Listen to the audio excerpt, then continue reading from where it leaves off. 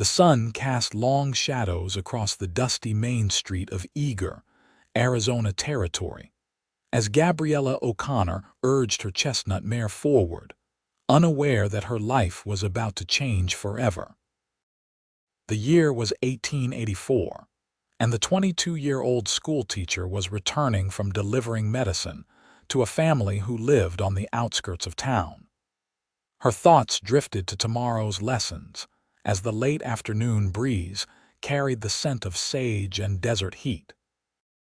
Gabriella adjusted her wide-brimmed hat, grateful for the protection it offered from the relentless sun. The town of Eagar was still relatively new, established less than a decade prior, but it had become her home after she'd traveled west from Boston to accept the teaching position. Though civilization was slowly taming the wild frontier, danger still lurked in these parts. She'd nearly reached the edge of town when the thundering of hooves broke through her reverie. Glancing over her shoulder, Gabriella's heart hammered against her ribs as she spotted 5 riders closing in fast, dust billowing behind them. Their faces were partially concealed by bandanas, but their intentions were clear from their determined pursuit and the guns holstered at their sides. "Stop right there, miss," one of them shouted, his voice rough with menace. Gabriella dug her heels into her mare's flanks, urging the animal forward with a desperate cry. The chase was on, but her gentle mare was no match for the Outlaws' horses, bred for speed and endurance. They gained on her with alarming speed, the lead rider stretching out his hand to grab her reins. Gabriella swerved, trying to evade his grasp, but it was futile. Another outlaw circled around, cutting off her escape route. "We just want to talk to you about that gold your father's been hiding," the leader called out, his voice carrying a cruel edge that belied his words. "I don't know what you're talking about," Gabriella shouted back, panic rising in her throat. Her father wasn't even in Arizona, he was back east in Boston, managing his shipping business. These men had clearly mistaken her for someone else. The outlaws surrounded her now, forcing her mare to slow. One reached for her arm, attempting to pull her from the saddle. Gabriella fought back, striking at him with her riding crop, her heart racing with terror. "Let me go," she screamed, struggling against his grip as he tried to wrench her from the horse. The sharp crack of a rifle shot cut through the air. The outlaw clutching at Gabriella jerked backward, releasing her arm as a crimson stain bloomed across his chest. He toppled from his horse, landing with a dull thud on the dusty ground. More shots followed in quick succession. Precise. Deadly. 2 more outlaws fell before the remaining pair could even draw their weapons. They wheeled their horses around, abandoning their fallen companions as they fled toward the hills. Gabriella's mare reared in fright, nearly unseating her. As she struggled to regain control, she spotted a lone rider approaching from a rocky outcropping about 100 yards away. He was tall in the saddle, a Winchester rifle held confidently in his hands, the barrel still smoking from the shots that had saved her life. As he drew closer, Gabriella could see he wore a faded blue shirt, dust-covered denim pants, and a weathered Stetson pulled low over his eyes. His face was partially obscured by several days' worth of stubble, but she could tell he was young, perhaps in his late 20s, with features hardened by the unforgiving southwest sun. "Are you hurt, madam?" he called out, his deep voice carrying clearly across the distance between them. Gabriella shook her head, still trembling from the encounter. "No, I'm unharmed, thanks to you." He approached cautiously, his eyes scanning the horizon for any sign of the fleeing outlaws.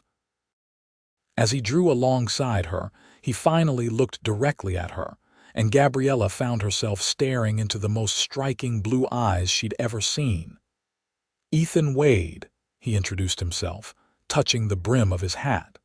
"Looks like I arrived just in time." Gabriella O'Connor, she replied, her voice steadier now. I teach at the school in Eagar, and yes, your timing was providential. Ethan dismounted in one fluid motion, handing his reins to Gabriella while he checked the fallen outlaws. Two were clearly dead, but the third, the one who had tried to pull her from her horse, was still breathing, though barely. You're making a mistake, the dying man wheezed, blood bubbling at the corner of his mouth. That woman's father has a fortune in gold hidden somewhere around here. Rawlins wants it. He won't stop. Ethan knelt beside the man. Who's Rawlins? But the outlaw's eyes glazed over, his final breath escaping in a rattling sigh. Gabriella's hands trembled as she clutched the reins of both horses. I don't understand. My father has never been to Arizona. He's a businessman in Boston. Ethan stood, dusting off his pants. These men must have mistaken you for someone else. Still, it's troubling. He glanced toward the horizon where the other outlaws had disappeared. Those two will likely return with reinforcements. But why would they think I know anything about hidden gold? Gabriella asked, her brow furrowed with confusion. I don't know, but I aim to find out. Ethan retrieved his rifle and mounted his horse in one smooth motion. It's not safe for you to ride into town alone. I'll escort you. As they rode toward Eagar, Gabriella found her curiosity about this mysterious rescuer growing stronger by the minute. What brings you to these parts, Mr. Wade? I don't believe I've seen you in town before. A shadow crossed Ethan's face. I've been tracking a man, a killer named James Rawlins. From what that outlaw said, it seems our paths may have crossed again. Who is he? A ruthless man who leads a gang of outlaws. They've robbed banks and stagecoaches from Texas to Colorado. Recently, they've turned to targeting individuals rumored to have wealth. His jaw tightened. They killed my brother 2 months ago in a bank robbery in Santa Fe. I'm sorry, Gabriella said softly. Ethan nodded acknowledgement but didn't elaborate. As they neared town, the buildings of Eagar came into clearer view: the general store, the saloon, the small church, and the schoolhouse where Gabriella taught. Where can I take you? Ethan asked. I have a small house near the schoolhouse, Gabriella replied. But perhaps we should notify the sheriff about what happened. Good thinking. I need to speak with him anyway. They rode to the sheriff's office, a modest wooden building with a small jail attached to its rear. Sheriff Thomas Miller was a stout man in his 50s with graying hair and a perpetually serious expression. He listened intently as they recounted the attack. I'll send some deputies to collect the bodies, he said when they had finished. Miss O'Connor, do you have any idea why these outlaws might think your father has hidden gold? Gabriella shook her head. None whatsoever.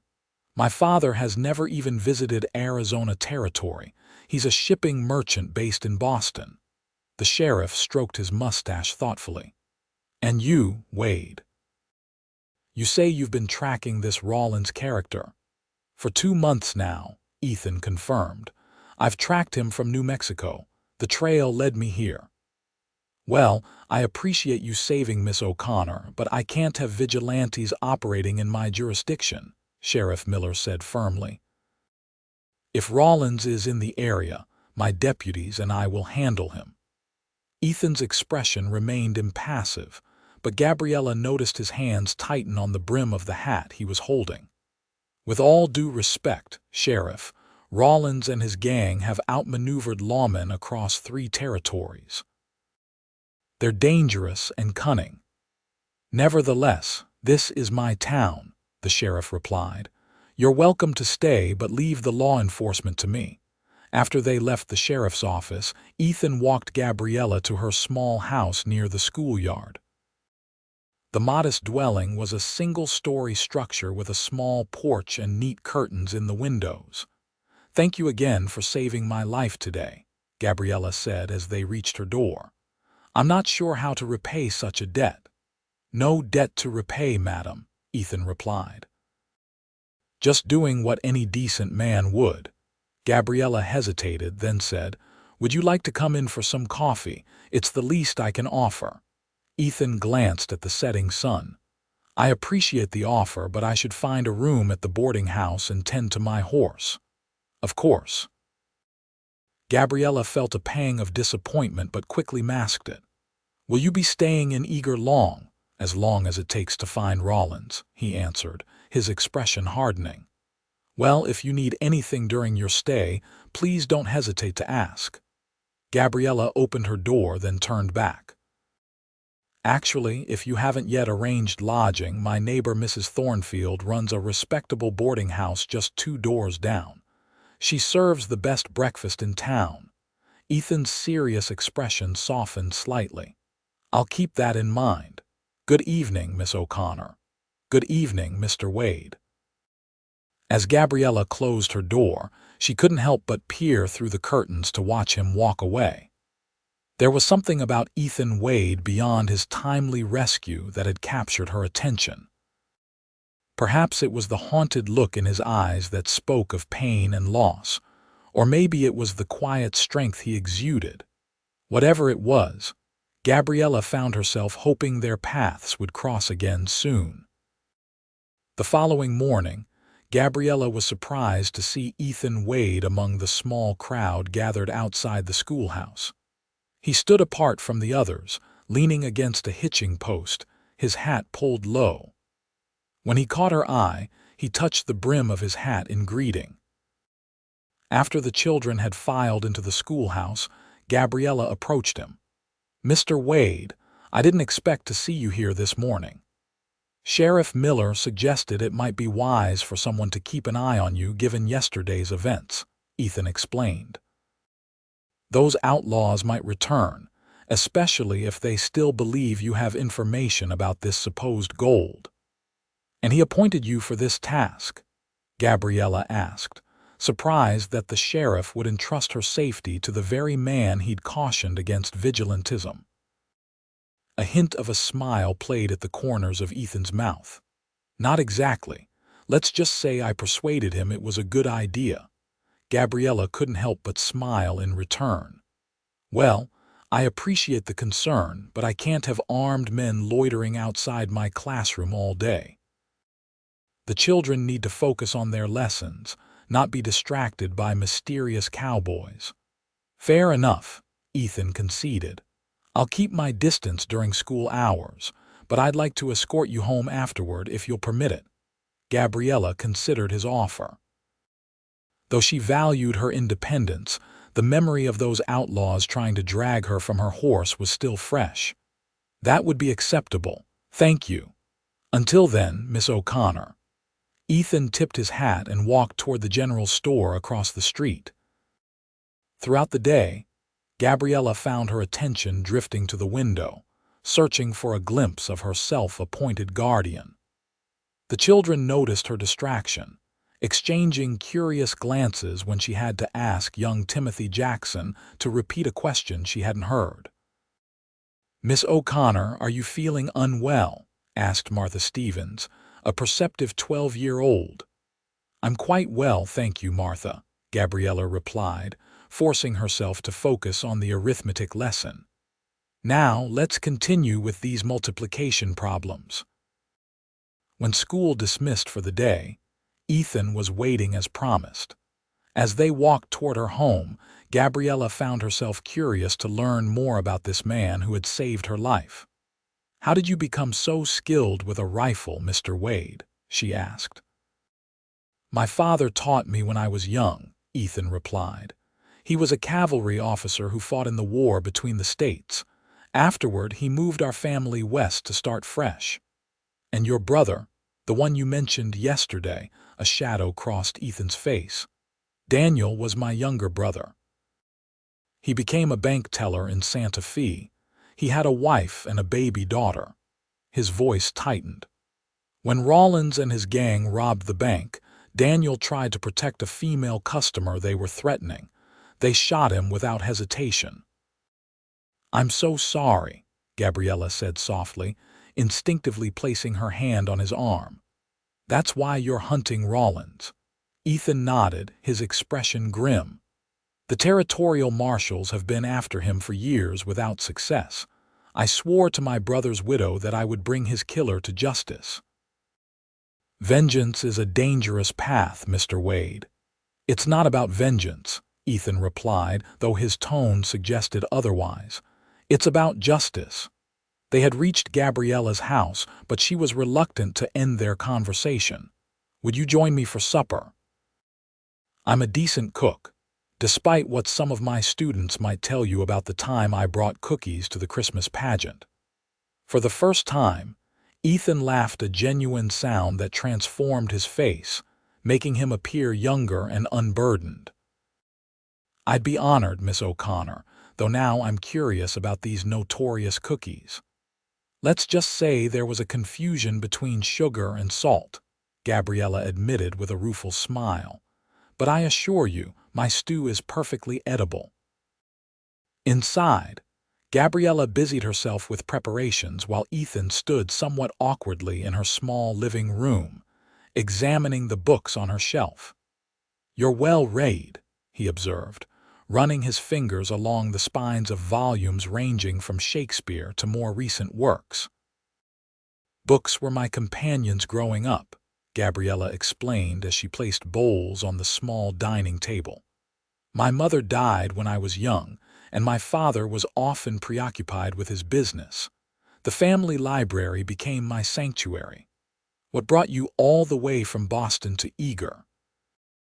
Ethan asked, taking the seat she offered him. Gabriella ladled stew into their bowls before answering. "A desire for adventure, I suppose, and independence. In Boston, I was forever Thomas O'Connor's daughter, expected to marry well and host dinner parties. Out here, I'm just Miss O'Connor, the schoolteacher." "Brave decision," Ethan remarked, sampling the stew. "This is delicious, by the way."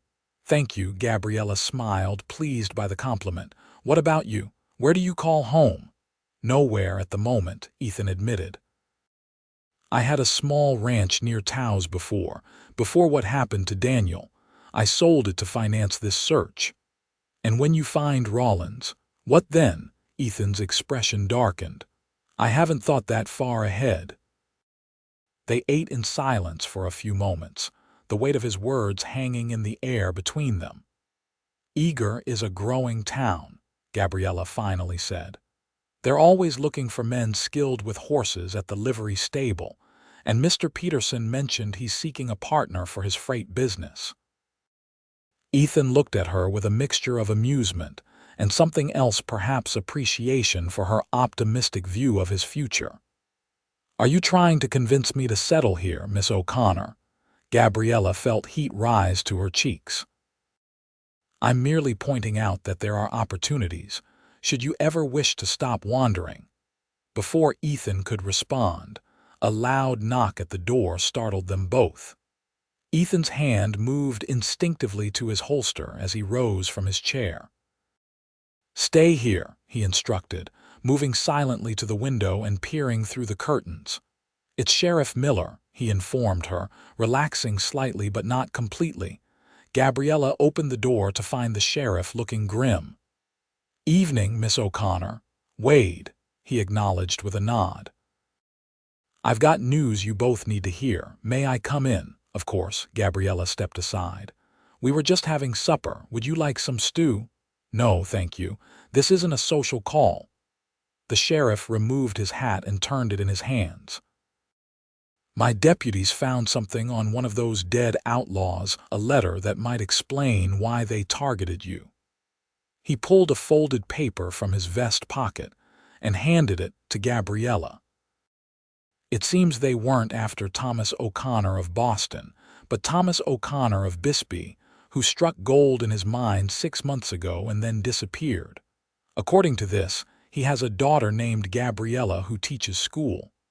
Gabriella stared at the letter in disbelief. "But that's just a coincidence. My father has never been to Bisbee." "Apparently, Rollins doesn't know that," Sheriff Miller replied. The letter instructs the men to find you and persuade you to reveal your father's whereabouts. Ethan moved closer to Gabriella, as if physically shielding her from this news. Has there been any sign of the outlaws who escaped yesterday? The sheriff shook his head. Not yet, but I've posted men at the town's entry points. Still, Rawlins has a reputation for being crafty. If he wants something, he doesn't give up easily.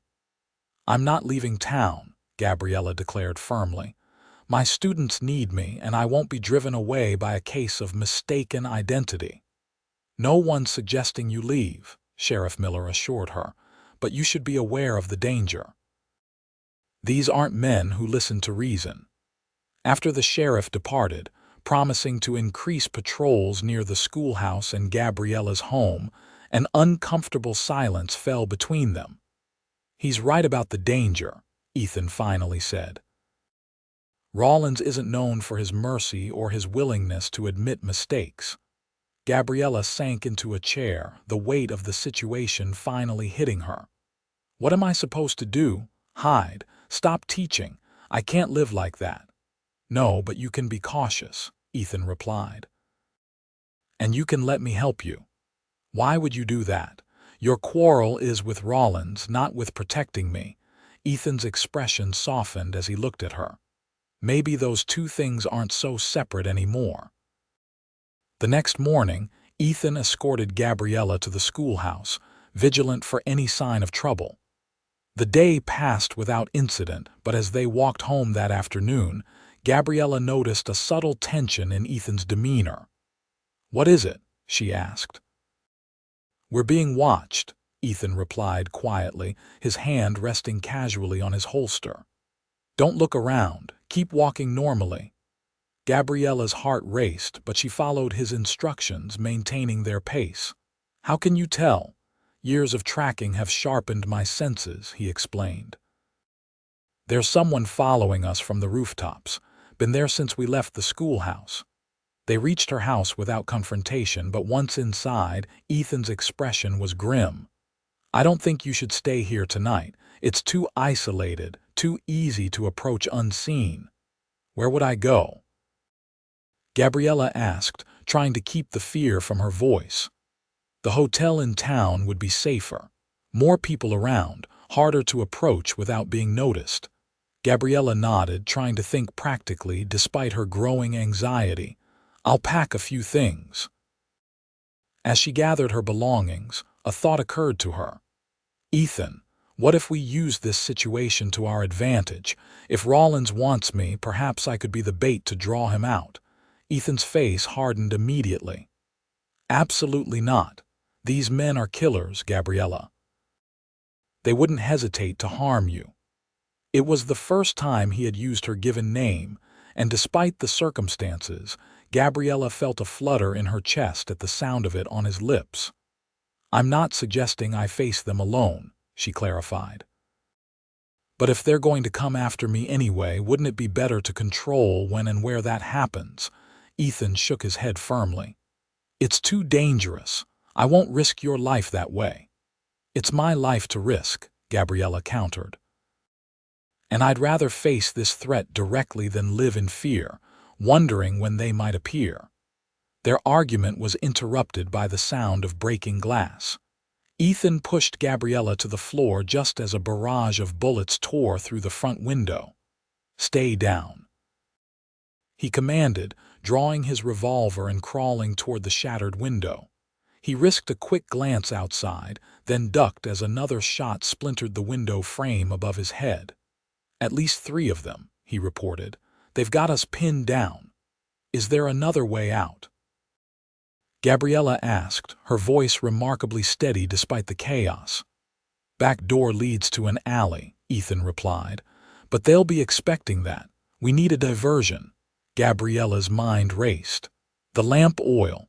We could start a small fire in the front room while we escape through the back." Ethan looked at her with new appreciation. "That might work. Can you reach the lamp?" Gabriella crawled to a side table and carefully removed the glass chimney from the lamp. "Ready." On my signal, throw it toward the front door, then run for the back. I'll cover you." Ethan fired several shots through the window, forcing their attackers to take cover. "Now!" Gabriella hurled the lamp at the front wall. It shattered, the oil igniting as it spread across the wooden floor. Smoke billowed immediately, providing the cover they needed. They raced for the back door, Ethan pausing only to fire a few more shots to discourage pursuit. They emerged into the alley behind Gabriella's house, just as shouts of alarm began to rise from the street in response to the fire. Ethan took her hand and led her through the maze of back alleys, away from the commotion. "We need somewhere safe to hide," Ethan muttered, scanning their surroundings. "Somewhere they wouldn't think to look for us." "The old mining office," Gabriella suggested. "It's been abandoned since last year when the company pulled out. No one goes there anymore." The abandoned mining office sat on the edge of town, a 2-story wooden structure with boarded windows and a sagging porch. They approached cautiously, Ethan insisting on entering first to ensure it was safe. The interior was dusty and filled with discarded furniture, but it was dry and offered multiple exits in case they needed to flee again. Ethan led Gabriella to an upstairs room that afforded a view of the approaching roads. "We'll stay here until morning," he decided. "By then, Sheriff Miller will have organized a proper search for the attackers." Gabriella sank onto an old chair, the adrenaline of their escape beginning to fade. "My house, all my belongings." "The town has a volunteer fire brigade," Ethan reassured her. "They might have saved most of it." "It's not the possessions I'm worried about," Gabriella said softly. "It's the sense of safety, of home, that's been taken from me now." Ethan knelt before her, taking her hands in his. "We'll get it back, I promise you." In the dim light filtering through the cracks in the boarded windows, Gabriella could see the determination in his eyes, the fierce protectiveness that had drawn her to him from the moment he'd saved her from the outlaws. "Why are you doing this, Ethan?" she asked. "You could have continued your hunt for Rollins without becoming entangled in my problems." Ethan's expression softened. "Maybe I was tired of being alone in my quest, or maybe—" He hesitated, then continued more quietly. "Maybe there was something about you from the first moment I saw you. Something that made me want to stay." The confession hung in the air between them, fragile and unexpected. Gabriella found herself leaning closer, drawn by a force she couldn't name. "Ethan." The sound of approaching horses interrupted her words. Ethan was on his feet instantly, revolver in hand as he peered through a crack in the boards. "4 riders," he reported. "Can't make out their faces in the dark, but they're moving with purpose." "You think they tracked us here?" Gabriella whispered, fear clutching at her heart. "Possibly. Or they could be searching all the abandoned buildings." Ethan checked his ammunition. "Either way, we need to be ready." The riders stopped outside, their voices carrying faintly to the second floor. Ethan motioned for Gabriella to move away from the window and stay low. "I'm telling you, I saw smoke coming from this direction," one voice insisted. "Probably just another prospector setting up camp," another replied dismissively. "Rollins said to focus on finding the woman, not chasing shadows." "Split up then," a third voice commanded. "Mason and I will check this building. You two head toward the old church." Footsteps creaked on the porch below, followed by the sound of the front door being forced open. Ethan positioned himself near the top of the stairs, gesturing for Gabriella to hide behind an overturned desk. "Nobody's been here for months," one of the men called from below. "Place is thick with dust." "Check upstairs anyway," his companion ordered. "Rollins will skin us alive if we miss anything." Ethan tensed as footsteps began ascending the stairs. He pressed himself against the wall, waiting for the first outlaw to reach the top. The man's head appeared, then his shoulders. Ethan struck with brutal efficiency, using the butt of his revolver to render the outlaw unconscious before he could cry out. He caught the man's limp body before it could tumble down the stairs, lowering it silently to the floor. "Mason, you see anything up there?" called the second outlaw from below. Ethan signaled for Gabriella to remain hidden, then moved to the top of the stairs. "Nothing but rats and dust," he called down, attempting to mimic the fallen man's gruffer voice. A moment of silence then. "Come back down then. No point wasting time here." Ethan hesitated, unsure if his deception had worked. The sound of a gun being cocked below answered his question. "You ain't Mason," the outlaw growled. "Show yourself, or I start shooting blind." Instead of responding, Ethan kicked the unconscious outlaw's body down the stairs. It tumbled down with a series of thuds, colliding with the man below and sending them both crashing to the floor. Ethan followed immediately, leaping down the last few steps with his gun drawn. The second outlaw was struggling to free himself from beneath his unconscious companion. Ethan kicked away his dropped revolver and pressed his own gun to the man's temple. "Don't move," he commanded. "Where's Rollins?"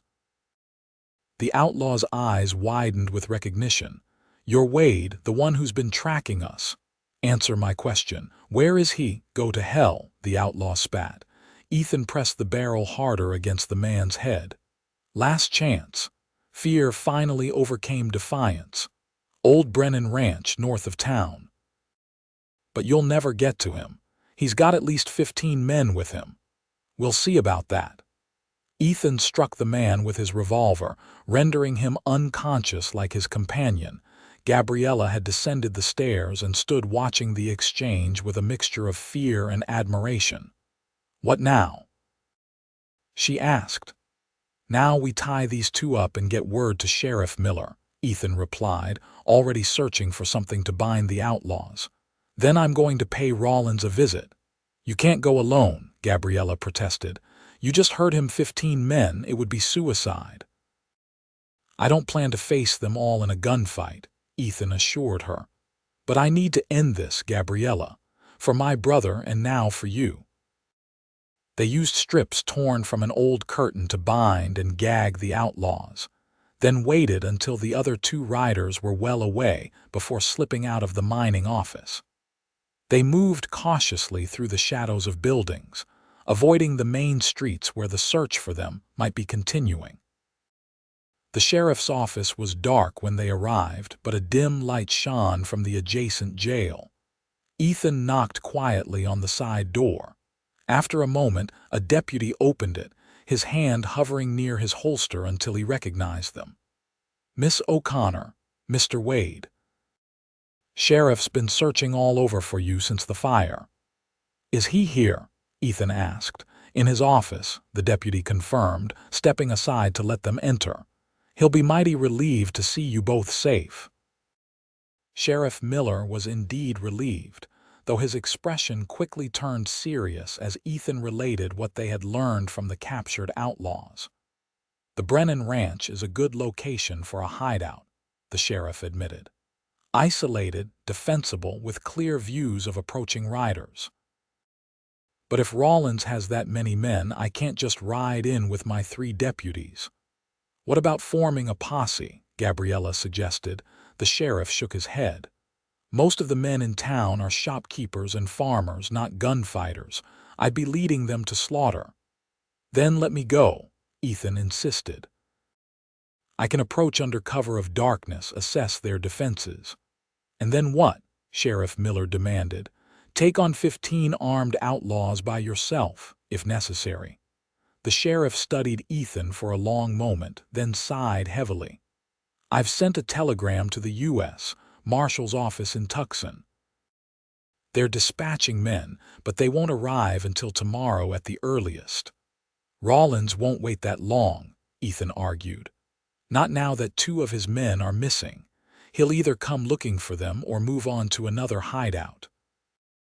"I understand your desire for justice, Wade, but a suicide mission won't help anyone." The sheriff glanced at Gabriella. "Miss O'Connor will remain here in the jail for her protection. It's the safest place in town." Gabriella stepped forward. "With respect, Sheriff, I believe I should have some say in this matter. These outlaws are targeting me based on a misunderstanding.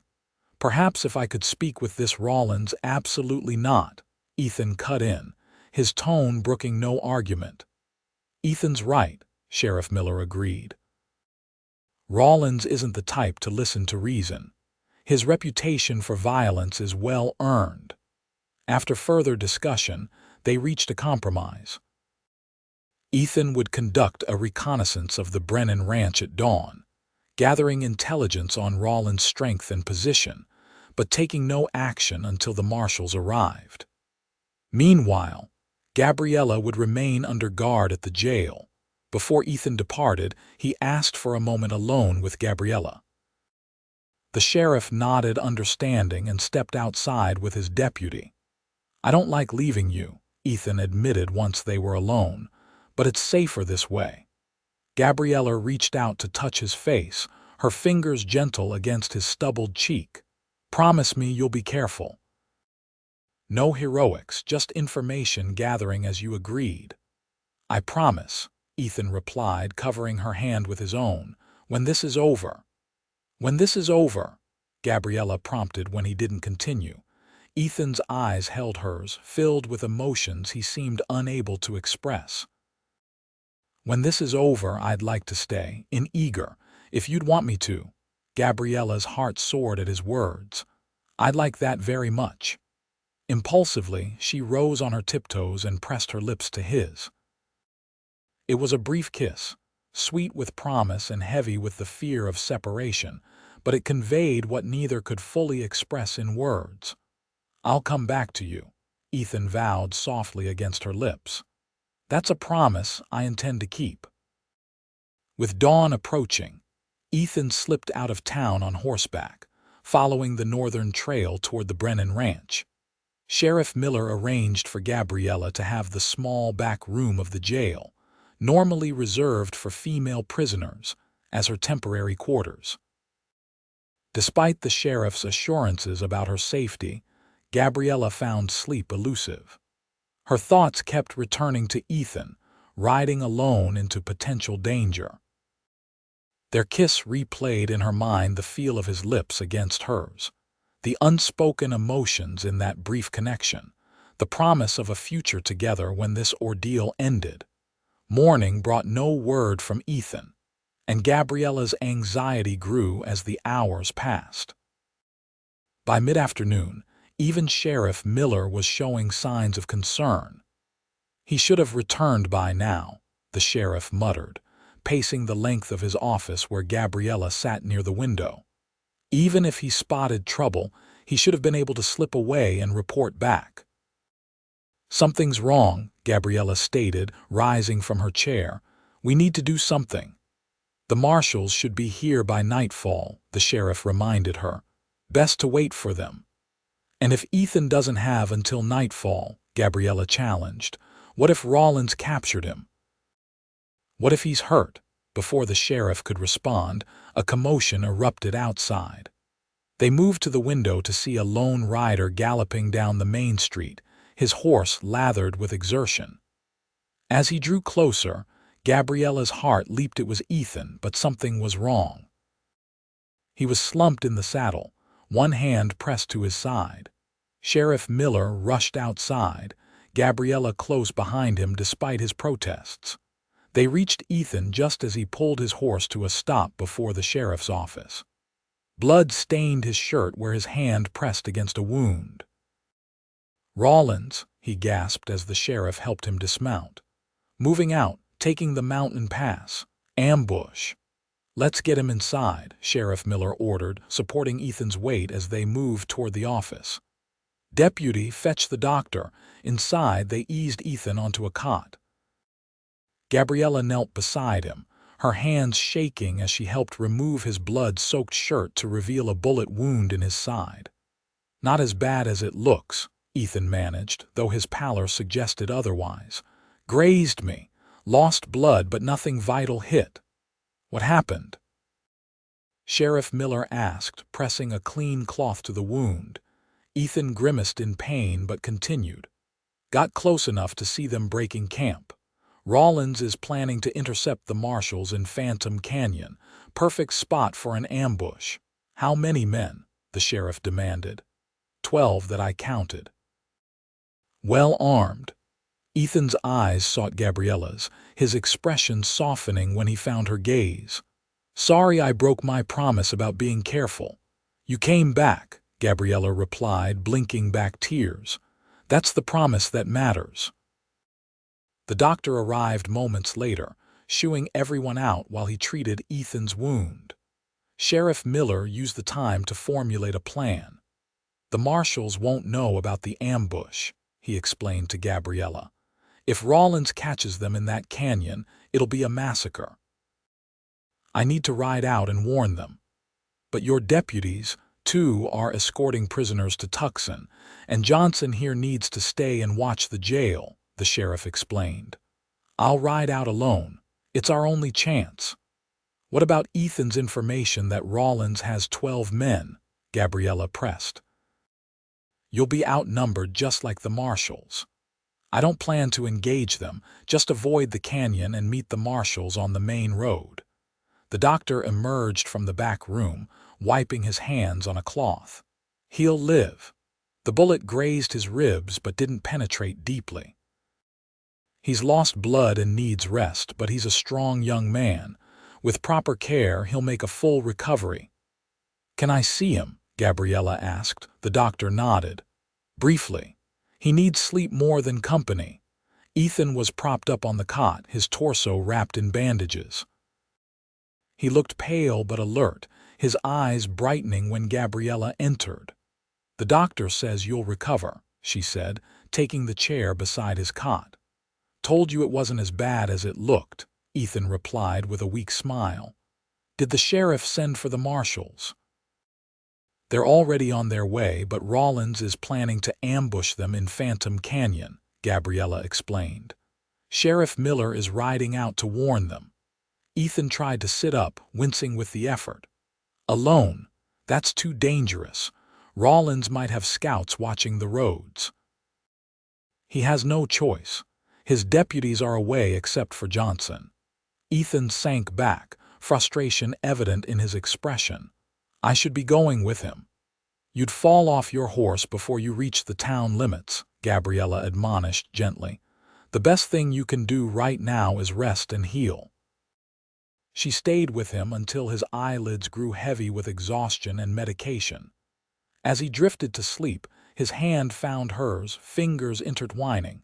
Stay safe, he murmured. Promise me.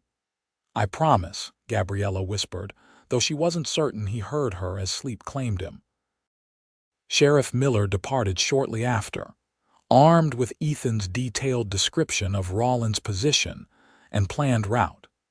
He left Deputy Johnson with strict instructions regarding Gabriella's safety and the security of the jail. As night fell, an uneasy quiet settled over the small town. Gabriella alternated between sitting with the sleeping Ethan and pacing the sheriff's office, unable to shake a growing sense of foreboding. Madam, you should try to get some rest, Deputy Johnson suggested around midnight. There's nothing to be done now but wait for the sheriff's return. I don't think I could sleep, Gabriella admitted. My mind keeps imagining the worst possibilities. Sheriff Miller is experienced, the deputy assured her. He's been in tight spots before and always came through. Gabriella nodded, though his words did little to ease her anxiety. She returned to Ethan's side, finding comfort in the steady rise and fall of his chest as he slept. Her own exhaustion eventually overcame her worry, and she drifted into an uneasy slumber in the chair beside his cot. A crash jolted her awake. For a disoriented moment, Gabriella couldn't place where she was or what had woken her. Then she heard voices, angry, unfamiliar voices from the front office. Where is she? A man demanded. The schoolteacher. I know she's here. I don't know what you're talking about, Deputy Johnson's voice replied, straining to sound confident. "Don't play games with me, Deputy," the first voice growled. "Your sheriff left town hours ago. My men followed him until they were sure he wasn't circling back. That leaves you here alone, protecting the woman." Gabriella's blood ran cold. Rollins. It had to be. Somehow he had discovered the sheriff's departure and seized the opportunity. Ethan was awake now too, his eyes alert despite the pain evident in his expression. He placed a finger to his lips, then pointed to his gun belt hanging on a nearby hook. Gabriella retrieved it silently, handing him his revolver. Ethan checked the cylinder, then gestured for her to move behind the door. "Last chance, Deputy," Rollins was saying. "Tell me where she is or things get unpleasant." "The back room," Deputy Johnson finally admitted, his voice strained. "But she's not alone. Wade is with her." "Wade?" Rollins's voice sharpened with interest. "The one who's been tracking us, perfect. 2 birds with 1 stone." Footsteps approached the back room. Ethan positioned himself on the edge of the cot, revolver ready despite the pain that the movement clearly caused him. Gabriella pressed herself against the wall behind the door, her heart hammering in her chest. The door burst open. A large man with a scar bisecting his left cheek entered, revolver drawn. His eyes locked on Ethan, a malicious smile spreading across his face. "So you're the one who's been causing me so much trouble," Rollins said, training his gun on Ethan. "Not so dangerous now, are you?" "Dangerous enough," Ethan replied evenly, his own weapon steady despite his injury. Rollins chuckled. "A standoff, is it? Not much of one, considering your condition." His eyes scanned the room. "Where's the woman?" "My men checked the cells and she's not there." "Gone," Ethan lied. "Sheriff took her with him when he left to meet the marshals." Rollins's expression darkened. "You're lying." He took a step forward, his attention fully on Ethan. "No matter, I'll find her after I've dealt with you." It was the opening Gabriella needed. With Rollins's back to her, she grabbed the heavy water pitcher from the nearby washstand and brought it down with all her strength on the outlaw's head. The ceramics shattered, and Rollins staggered, his gun discharging harmlessly into the floor. Ethan didn't hesitate, firing his revolver with deadly accuracy. Rollins collapsed, a look of shocked surprise frozen on his face. Shouting erupted from the front office. Ethan pushed himself to his feet, grimacing with pain but determined. "Stay behind me," he ordered Gabriella, moving toward the door. In the front office, they found Deputy Johnson wrestling with another outlaw while a third man lay unconscious near the doorway. Ethan's appearance, revolver in hand, was enough to end the struggle. The remaining outlaw raised his hands in surrender. "Where are the others?" Ethan demanded. "2 watching the back," the outlaw admitted, eyeing Ethan's weapon nervously. "The rest are at the canyon, waiting for the marshals." Further questioning revealed that Rollins had split his force, leaving 4 men to capture Gabriella while the rest prepared for the ambush. With Rollins dead and 2 of his men captured or unconscious, the odds had shifted dramatically. Deputy Johnson secured the prisoners while Ethan, despite Gabriella's protests about his condition, insisted on dealing with the 2 outlaws watching the rear of the jail. His strategy was simple, but effective. He sent Gabriella to the back window to create a distraction while he circled around through a side door. The gambit worked perfectly. The outlaws were so focused on Gabriella's shadow in the window that they never noticed Ethan's approach until his gun was pressed against the first man's back. Both surrendered without resistance. By dawn, all 4 outlaws were securely locked in the jail's cells. Ethan had refused to return to bed despite his wound reopening during the confrontation, insisting instead on maintaining vigilance until the sheriff returned with the marshals. "You're the most stubborn man I've ever met," Gabriella scolded as she helped change his bandages. "The doctor will be furious when he sees you've torn your stitches." "Better torn stitches than the alternative," Ethan replied, wincing as she cleaned the wound. "If Rollins had succeeded—" "But he didn't," Gabriella reminded him. "He's dead and his men are captured. It's over, Ethan." "Not entirely," Ethan said grimly. "There are still 8 of his men waiting to ambush the marshals if Sheriff Miller didn't reach them in time." His concern proved unnecessary. By mid-morning, the sound of multiple horses announced the arrival of Sheriff Miller, accompanied by 4 U.S. Marshals and, surprisingly, the remaining members of Rollins' gang disarmed and bound to their saddles. "Caught them napping in the canyon," Sheriff Miller explained with evident satisfaction after the prisoners had been secured in the already crowded jail. "They weren't expecting us to approach from behind their position." The lead marshal, a weathered man named Harrington, was particularly interested in Ethan's role in events. "Sheriff Miller tells me you've been tracking Rollins for months," he said. "Says you're responsible for identifying his hideout and warning us about the ambush." Ethan nodded, uncomfortable with the attention. "I had personal reasons for wanting him brought to justice." "Well, the territory owes you a debt of gratitude," Marshal Harrington declared. "Rollins and his gang have been terrorizing settlements from Texas to here for over 2 years. You've helped put an end to that." As the excitement settled, the doctor returned to check on Ethan, berating him soundly for disregarding medical advice, but grudgingly admitting that his wound showed no signs of infection despite the renewed bleeding. "You're either blessed with remarkable constitution or the devil's own luck," the doctor grumbled as he applied fresh bandages. "Either way, I'm ordering bed rest for at least 3 days. No arguments." This time, Ethan didn't protest. The culmination of his long pursuit of Rollins, combined with the blood loss and physical exertion, had finally caught up with him. He allowed Gabriella and Deputy Johnson to help him back to the cot in the rear room of the jail, where he quickly fell into an exhausted sleep. Gabriella remained by his side, relief and newfound hope washing over her. The immediate danger had passed, but questions about the future loomed. Her home had been damaged in the fire, her sense of security shaken.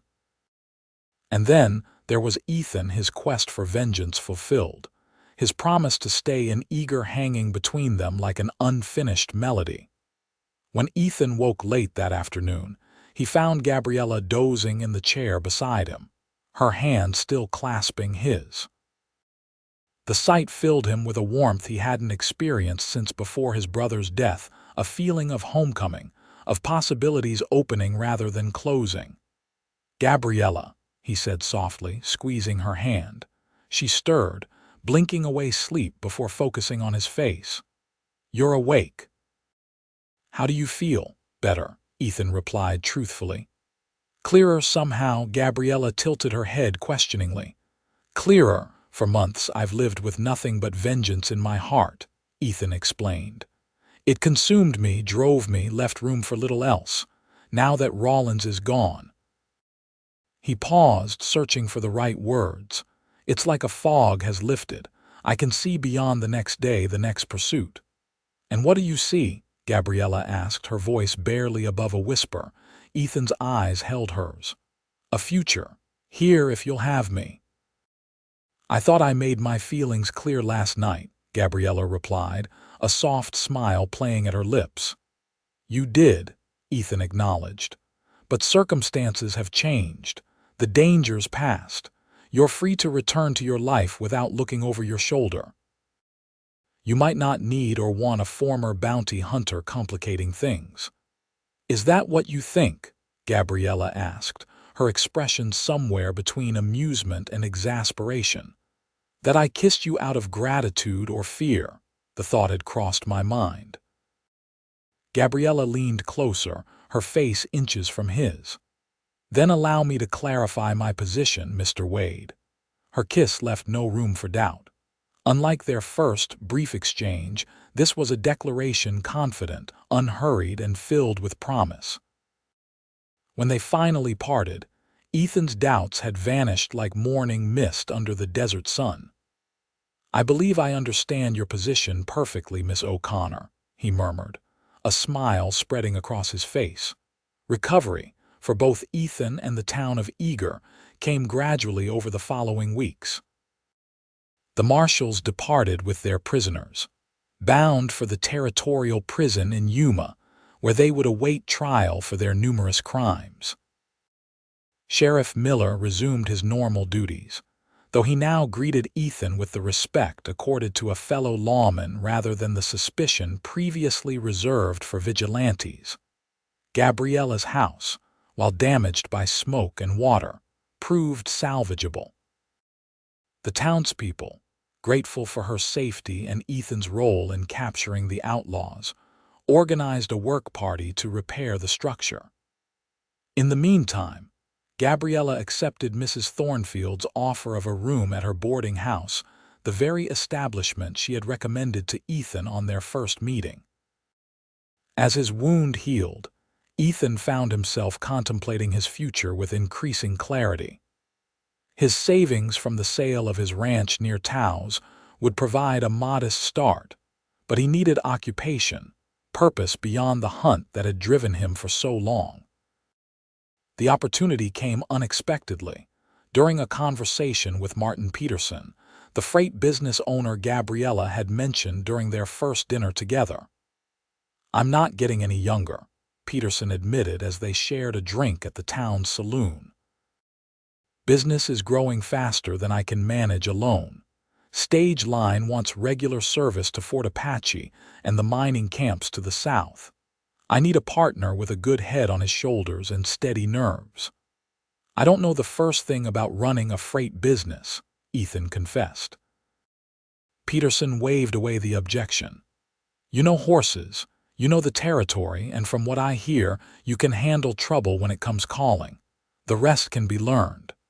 The offer was tempting stable work with good prospects, based in Eagar where Gabriella taught. A foundation upon which to build something permanent. "I'll think about it," Ethan promised. That evening, as he walked Gabriella home from the schoolhouse, Ethan shared Peterson's proposal. "It sounds perfect for you," Gabriella enthused. "You'd be on the move enough to satisfy your restless nature, but with roots here in town." "You think I have a restless nature?" Ethan asked, amused by her assessment. "I think a man who spent months tracking outlaws across 3 territories isn't likely to be content behind a store counter," Gabriella replied with a knowing smile. "But the freight business would give you the best of both worlds." "There's something else I've been considering," Ethan said, his tone growing serious. "Something more important than occupation." They had reached the porch of Mrs. Thornfield's boarding house. Gabriella turned to face him, her expression curious. "Oh." Ethan took her hands in his, suddenly finding it difficult to meet her eyes. "We haven't known each other long," he began. 3 weeks, 4 days, and approximately 7 hours. Gabriella supplied helpfully, a teasing light in her eyes. Ethan chuckled, his nervousness easing slightly. "Precisely calculated, I see." "A schoolteacher's precision," Gabriella confirmed. "But you were saying—" "I was saying that while our acquaintance has been brief by conventional standards, I believe we've experienced more together in these weeks than many couples do in years." Ethan finally raised his eyes to meet hers. "I find myself unwilling to contemplate a future that doesn't include you, Gabriella O'Connor." Gabriella's breath caught, her eyes widening as she realized where his words were leading. "I have no ring to offer yet," Ethan continued, "and my circumstances are still unsettled. But if you're willing to be patient with a man who's finding his way back to a normal life, I would be honored if you would consider becoming my wife." Tears glistened in Gabriella's eyes, but her smile was radiant. "Yes," she said simply. "Yes, I will marry you, Ethan Wade." Joy surged through Ethan, a feeling so powerful and unfamiliar that it momentarily robbed him of speech. Instead, he drew Gabriella into his arms, sealing their engagement with a kiss that conveyed everything words could not. Mrs. Thornfield, watching discreetly from her window, smiled in approval before tactfully drawing her curtains to afford the couple privacy. News of their engagement spread quickly through the small town.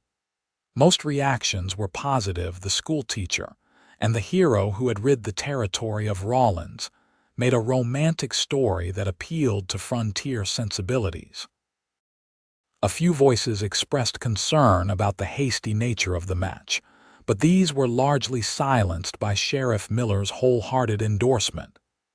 "Never seen two people better suited," he declared when questioned at the saloon. "Wade's got the grit this territory needs, and Miss O'Connor's got the sense to keep him pointed in the right direction." With Peterson's offer accepted and their engagement announced, Ethan set about establishing himself as a permanent resident of Eagar. He purchased a small plot of land on the town's outskirts, close enough for convenience, but with space for the future he envisioned with Gabriella. Construction of their home began immediately, with Ethan working alongside the builders when his duties with the freight company permitted. Gabriella visited the site daily after school, offering suggestions and encouragement as the simple but sturdy structure took shape. "It's not as grand as what you might have had in Boston," Ethan remarked one evening as they stood together, watching the sunset paint the partially completed frame with golden light. "It's perfect," Gabriella assured him, leaning into his embrace. "In Boston, I was Thomas O'Connor's daughter, destined for a life others had planned. Here, I'm Gabriella, soon to be Gabriella Wade, creating my own path with the man I love." October brought the completion of their home and their wedding day. The ceremony, held in Eagar's small church, united not just Ethan and Gabriella, but seemingly the entire town in celebration. Even U.S. Marshal Harrington returned for the occasion, bringing news that the last of Rawlins' gang had been convicted and sentenced. "Territorial governor asked me to convey his personal thanks," Harrington told Ethan at the reception. "There's talk of a reward being issued. Not that you were hunting bounty, but the territory believes in acknowledging those who serve justice." Ethan accepted the news with mixed emotions. The reward would be welcome as he and Gabriella began their life together, but it also served as a reminder of the darkness that had led him to Eagar, the brother he had lost, the vengeance that had consumed him. Gabriella, sensing his thoughts, slipped her hand into his. "Daniel would be proud of you," she said softly. "Not just for bringing Rawlins to justice, but for finding your way back to life afterward." Ethan squeezed her hand gratefully. "How do you always know exactly what I'm thinking?" "It's a wife's intuition," Gabriella replied with a smile, the word wife still new and wonderful on her lips. That night, as they stood together on the porch of their new home, the stars spread like diamonds across the vast Arizona sky. Ethan marveled at how thoroughly his life had transformed. From a man consumed by vengeance to a husband, a business partner, a member of a community changes he could never have imagined when he first rode into Eagar. "What are you thinking?" Gabriella asked, her head resting against his shoulder. "That I'm the luckiest man in the Arizona territory," Ethan replied truthfully. "That somehow, in pursuing justice for my brother, I found something I wasn't even looking for, a future worth living for." "We both found something we weren't looking for," Gabriella agreed. "When those outlaws pulled me from my horse that day, I thought it was the end. I never imagined it would be the beginning of everything that matters." Ethan turned to face her, taking both her hands in his. I promise you, Gabriella Wade, that I will spend every day making sure that beginning leads to a lifetime of happiness." "I know you will," Gabriella replied, rising on tiptoes to seal his promise with a kiss. "That's why I fell in love with you, the man whose bullet found its mark before they touched me, and whose heart found mine when I least expected it." The years that followed brought both challenges and joys to the Wade family. Ethan's partnership with Peterson flourished as the Arizona Territory grew and developed. Their freight business expanded to include regular routes to Tucson and Phoenix, requiring additional drivers and wagons. Gabriella continued teaching until the spring of 1886, when the birth of their first child, a son they named Thomas Daniel Wade, in honor of both their father's and Ethan's fallen brother, prompted her to step back from the classroom. She remained involved with the school, however, organizing a lending library and occasionally substituting for the young woman who took over her position. Their home grew along with their family. A daughter, Elizabeth, joined them in 1888, followed by another son, James, in 1891. Each addition brought new dimensions to their happiness, strengthening the foundation they had built together. Life on the frontier remained unpredictable. Drought tested the community's resilience in the late 1880s, and conflicts between settlers and Apache bands occasionally flared despite the government's efforts to confine the Native Americans to reservations. Through it all, Ethan and Gabriella faced each challenge as they had from the beginning together, drawing strength from their love and commitment to each other. By 1900, as a new century dawned, Eagar had grown from a frontier settlement to a proper town with a brick schoolhouse, a bank, and even a small hospital. The Wades had become fixtures in the community, Ethan serving occasionally as a deputy when Sheriff Miller, now in his 70s, but still officially in charge, needed assistance, and Gabriella organizing the town's first proper Christmas pageant each year. Their children thrived in this environment. Thomas showed his father's affinity for horses and the open country, often accompanying Ethan on shorter freight runs during school holidays. Elizabeth inherited her mother's love of books and learning, devouring every volume in Gabriella's growing library and declaring her intention to become a teacher herself. Young James, still finding his path, displayed artistic talent that surprised both parents, sketching remarkably accurate portraits of family members and scenes from town life.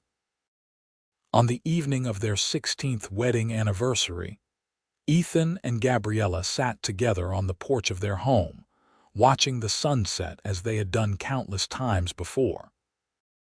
Their children were inside, Thomas reading to his younger siblings from a new adventure novel that had arrived on the latest stage from Tucson. 16 years, Ethan mused, his hand finding Gabriella's as naturally as breathing. "Sometimes it feels like yesterday that I saw you for the first time, fighting those outlaws who tried to pull you from your horse. And sometimes it feels like we've always been together," Gabriella replied, leaning her head against his shoulder. "As if my life before you arrived was merely preparation for what was to come." Ethan smiled, lifting their joined hands to press a kiss to her fingers. At 42, he still maintained the strength and vitality that had allowed him to track Rawlins across the territory, though silver now threaded through his dark hair.